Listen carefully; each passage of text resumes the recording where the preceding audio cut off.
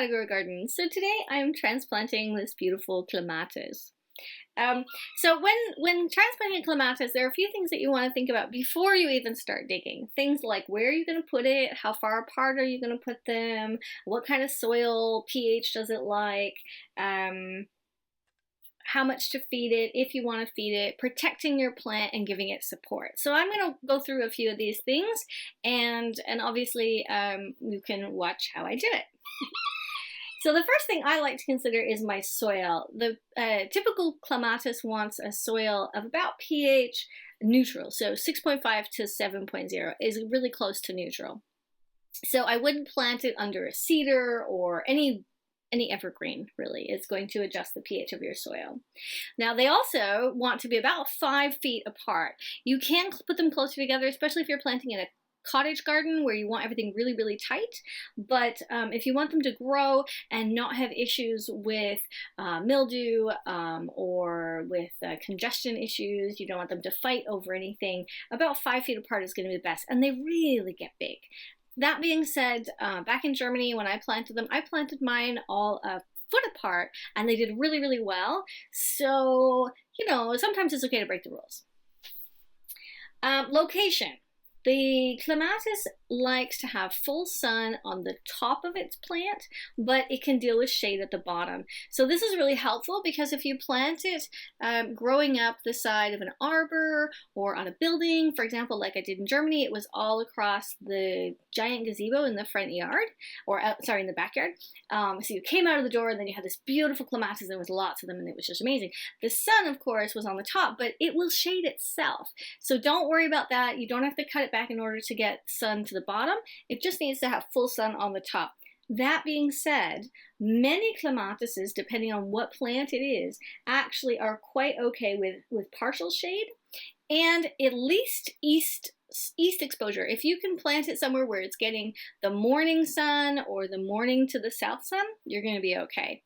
If you can, especially if it's got a little bit of space, so say it's in the morning sun, but then as it gets taller, eventually it'll get some of that afternoon sun, or at least midday sun, because it's getting it up at the top, you're going to be very good, very okay. Your plant will be happy. Don't worry about it. What to feed it and how to feed it is pretty simple. The clematis loves to have organic fertilizers. Now, you want to give it organic fertilizers because if you feed it non-organic things, then you're only feeding the plant but not the organisms that live next to the plant, and not the mushrooms and the mycelium and all that stuff. And it's really important to kind of consider all of that because it's going to make a huge difference to the long-term life of your plant. Okay, so one of the most important things that you can do when planting a new clematis or transplanting clematis you already have is to plant it lower than the soil level that it was previously at. So if you got it in a container and you can tell that's where the soil is, plant it 2 inches, maybe even a little bit more, lower than that previous level. The reason why we do this is because it promotes branching. So your plant will actually get thicker and more bulky, and you'll have more branches, and so it'll be more beautiful. Also, if your plant becomes susceptible to disease, to fungus, to bugs, or anything else, you can cut it off right at the base, dig it up, and then move it somewhere else. And because you've planted it 2 inches below the ground, you'll have tiny little buds coming off those branches that are under the ground, and they will not be affected by the disease. So when you then take it out of the ground and plant it somewhere else, then if you plant it higher by a little bit, so maybe an inch or so higher, the plant will continue to grow and the plant will just come back and you'll be fine. If you were planted right at the surface level, you wouldn't have that option. You'd be cutting it too low, or it would die all the way down to the root ball, and that wouldn't be good. Now, if we look at what I'm doing in the video, I'm actually sticking the root ball in there, I'm holding it in place, and I'm spreading all those roots out in all directions, and then I'm coming back and covering it up. And can you see how much water is in there? It's also a little tricky because the structure that it's on is not really in the ground yet, but eventually it will be. In fact, in just a few seconds, I'm going to have it pushed up against the wall and shoved into the ground a little better.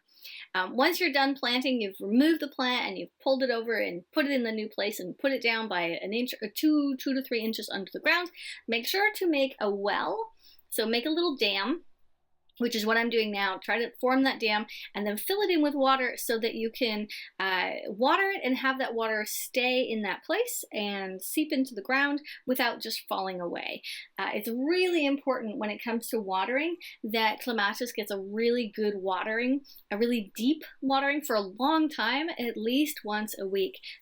So well-draining soil is going to be your best bet. Now, when I'm picking soil that's well-draining, what that means to me is it's a bed of sand that's easily going to let the water go through, and then above that you have all your humus, which is not hummus, the food, humus, which is well-rotted compost, manures, soil, leaves, and all kinds of other organic material on the top, which is where your plant is. So that stays nice and moist, the water goes through, and then from there it goes into the sand and then goes down into the ground so that it doesn't stay too wet, but it does hold enough moisture that your plant is happy.